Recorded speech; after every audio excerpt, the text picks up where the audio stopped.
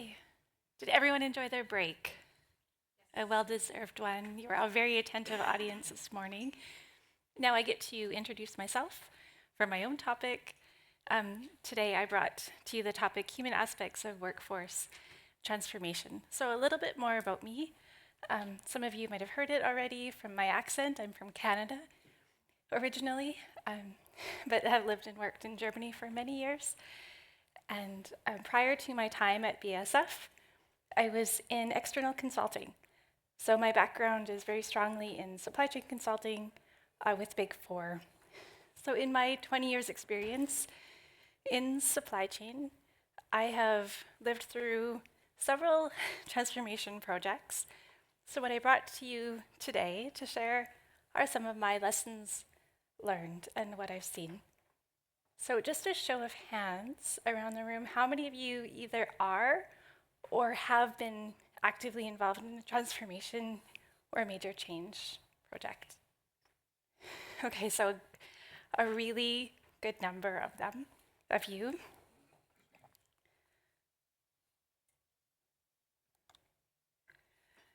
I'll start with the bad news. The bad news is, according to the literature, most transformation projects fail. In 2021, McKinsey published a report that's since become very widely cited, that only about 1/3 of transformation projects actually sustain the improvements that they promised. And that was backed up by BCG, who said that about 26% of transformation projects succeeded in sustaining improvements over the short and long terms. Bain Consulting came out with even worse numbers, that only 12% of transformation projects met or exceeded the expectations. So an 88% failure rate when considering the success of those projects against the expected ROI. And when we look at AI, this was a report that was already cited this morning in the Microsoft presentation that said that only 5% of AI projects that are piloted make it into production and into adoption.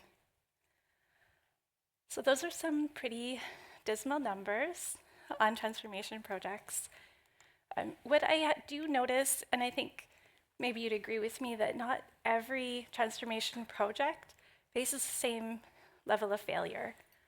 If you've been involved with data integration projects like vendor managed inventory, or maybe you're getting real-time production data from your customer, or maybe you're automating the sharing of scorecards, those data confirmation, data integration projects tend to see or enjoy higher success rates. When we're thinking about technology transformation, here we also see a little bit more success than in transformational projects that address the culture. So we've all been through SAP upgrades. We've all been through upgrades of the Windows system from version 10 to version 11. And typically there's some grumbling around the change, but people tend to use that new system.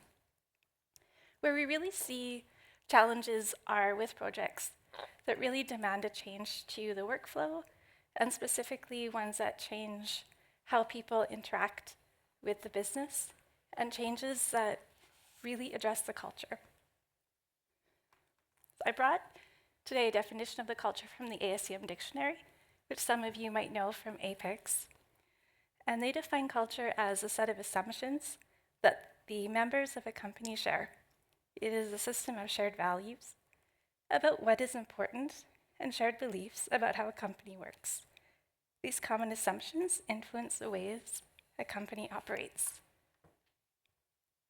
And so what I've seen in my experience is that any transformation projects that really try to address how people believe about their company, or maybe undermine what people believe about their company, causes a lot of insecurity. And that's where we might see a lot of that resistance to change. Where do AI projects fall on this scale then? I split it out in two different topics where I saw a bit of a difference. One was those kinds of AI tools that we use on our daily basis, that those are tools that see high adoption in business, but have a really difficult measurement on the ROI, where we see those high payoff projects that are really custom-based and have those promised solutions. Those are the ones where, according to MIT at least, they're not making it past the pilot phase and they're not going into a large-scale usage. So what are some of the factors around those failures? Most organizations cite resistant to change. We also see the skills gap being a major topic that's being named. A lot of people are going into retirement. On the one hand, so we're losing a lot of expertise just by natural attrition. But on the other hand, we need data scientists. We need people who understand and can use AI tools. And then finally, focusing on the tools and implementing the tools and losing sight of the organization. And so in summary, we see that the causes of failure tend to be human and organizational ones. So how can we have more successful transformation projects?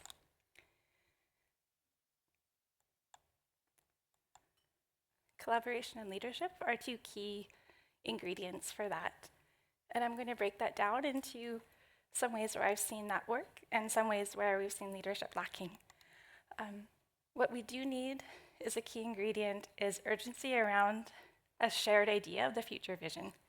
So Torsten talked about this morning having an understanding of where you actually want to be in the future as a strategic orientation. You also need a structure for the transformation. We also need an ability as an organization to learn and to get those skills. And finally, we need to maintain a focus on strategic priorities. I've seen over the years where, in this one case, a new system was agreed on by executive leadership for the reason that executives wanted to have the ability to have end-to-end steering of their value chain. And the tool that they were implementing promised exactly that. Not only did the tool promise it, but when I spoke with the project team implementing it, they were super excited about the new functionalities that the team leveraged, where we weren't just going to talk about volumes, we were going to talk about value, and we could share data in real time across organizational boundaries.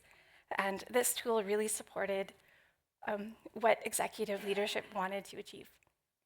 Unfortunately, what the planners and the key user set of that system heard was something like, well, we're replacing our old system. And it was a bit of a tragedy, for one thing, because when they went into the UAT sessions, they were looking for the old functionality in the new system that didn't exist.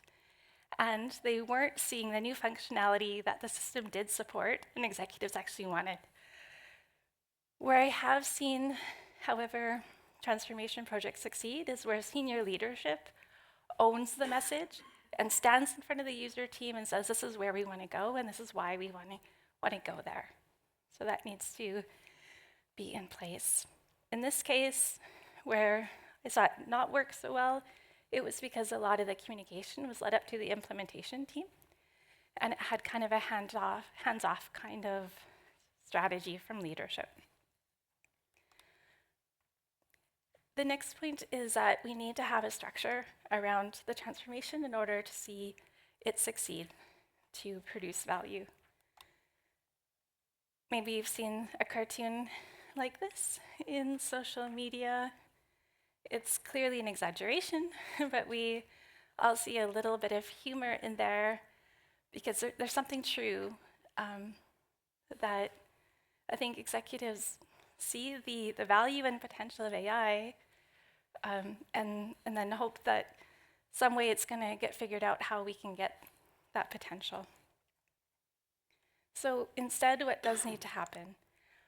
And this, what you see on the right, I apologize, it's a little bit small, but in the blue dots are highlighted where companies that saw successful implementations, they've implemented behaviors that supported and improved the likelihood of the success of those transformation projects. So what behaviors are those? This is where leadership set targets. They translated those targets into performance reviews, which means that they created accountability for transformation. They also allocated resources, both FTEs and IT resources to the transformation. And finally, they've monitored it. So in the last point, monitoring, so having executive level weekly briefings doubled the chances of the transformation project being successful. So I think that's a pretty good rate of improvement of opportunity right there. So those ingredients, we need to have clear targets, allocation of resources, and monitoring in place for transformation projects to succeed. Learning is also a key topic. Those of you who know me know that I've been working as the lead supply chain academy for the last 6 years. If organizations recognize that the skills gap is a major reason why transformation projects fail, then saying, okay, we need capability building is a little bit like saying water's wet and the sun rises in the east.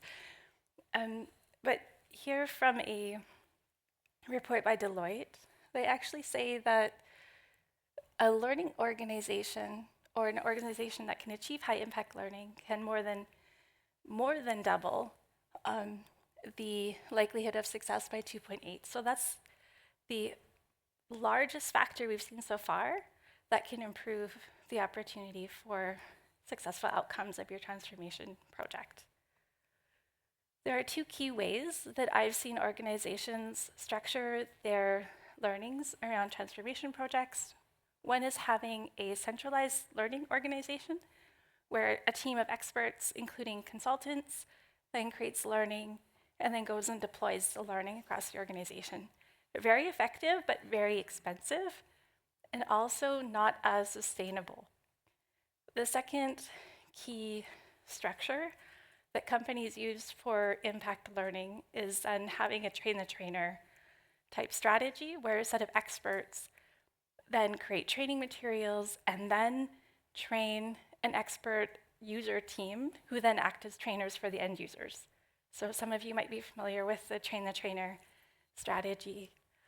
I've seen where that has been very successful, and I've seen where it's been less successful.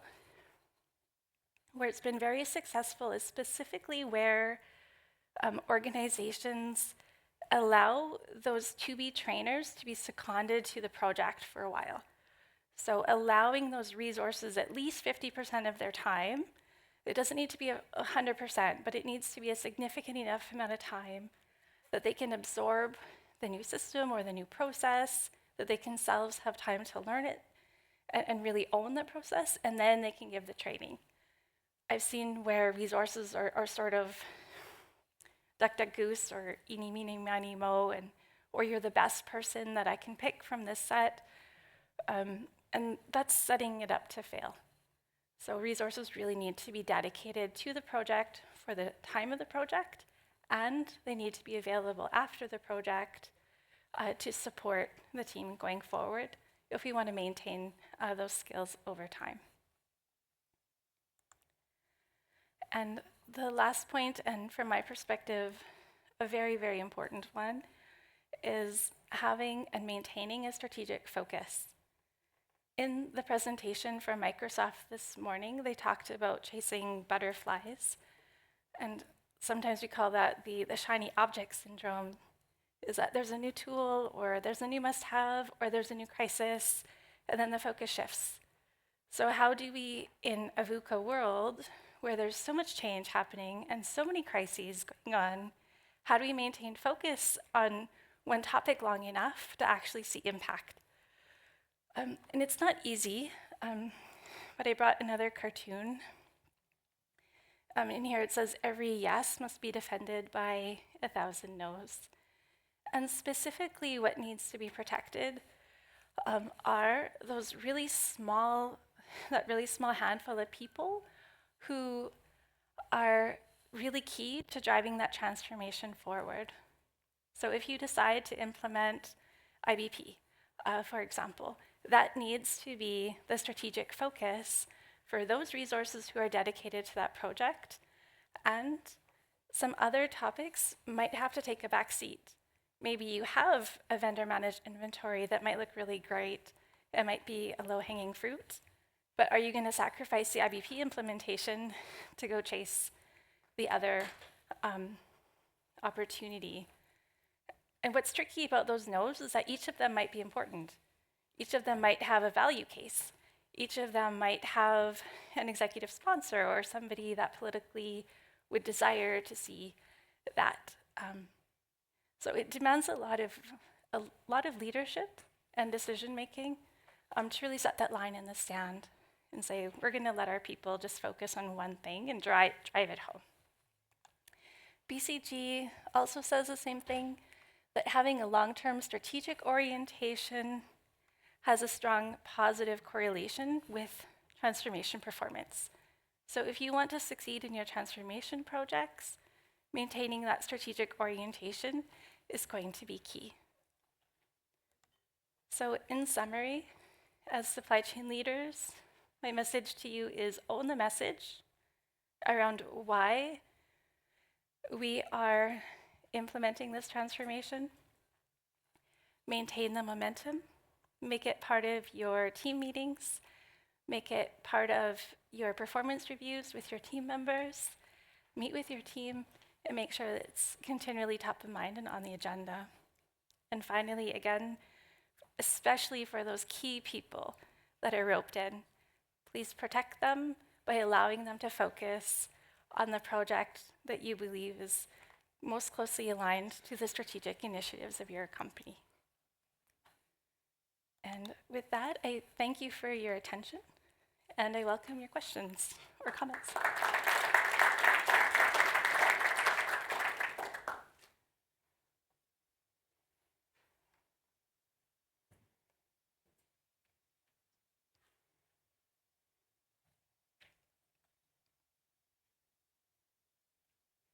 Thank you for the presentation and inspiration. Just have a question regarding the transformation, as you explained at the beginning. How do you find the right balance when to communicate it to, let's say, broader audience, and when to still work in, let's say, in the back room and not creating rumors? On the one hand side, of course, you want to communicate early enough, but if you just communicate and you don't have, let's say, more backup information or what's the next steps following behind, then it creates also rumors, and then nobody knows what's going on. On the other hand, you also don't want to keep things too tight for too long. So how do you find the right balance with the timing, and to what level of degree to communicate? Yeah, good question. I think it's an important question. I asked the same question to an instructor I had in a leadership development workshop, and she talked to me about a Greek mythos about Kairos. And Kairos had a long braid and then would go by on a horse really quickly, and the idea was that you had to catch the braid just as it went by. So there's a timing, maybe almost a perfect timing, where sometime after the decision gets made and we're ready to move forward with the implementation, and before we start engaging those key resources, certainly at that latest point, the communication needs to happen. I know we've from the same large company, so there's a lot of communication, and it's difficult for people to know what's important from so much noise that happens. I think it's specifically important to have targeted communication for those stakeholders that are going to be critical for the success of the project, and make sure that they're communicated in good time.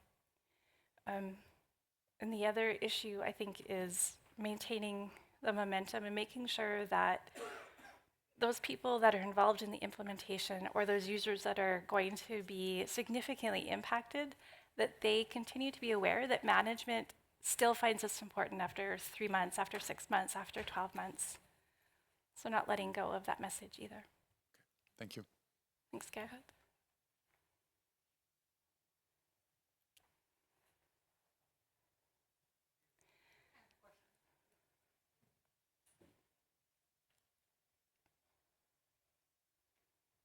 So thank you so much for your presentation. I think it was really insightful. I'm wondering how you apply like knowledge from like here, different kinds of industries, different kinds of businesses.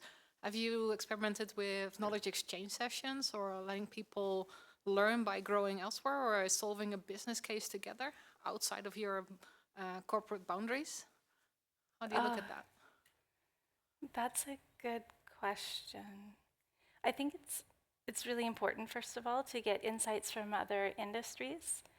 I think this is why discussions like this are really important. Where we've done that is we brought transportation providers in to people managing logistics teams, and they can like sit at the table and just talk about what the trouble is. But on these transformation projects, apart from outside in, like the gardeners of the world, I don't think I have experience. But I think it's a great idea. Thank you. Be interesting to talk about that. Thank you. Thank you. Okay, so I'm at the end of my time, and I thank you very much again for your attention and questions.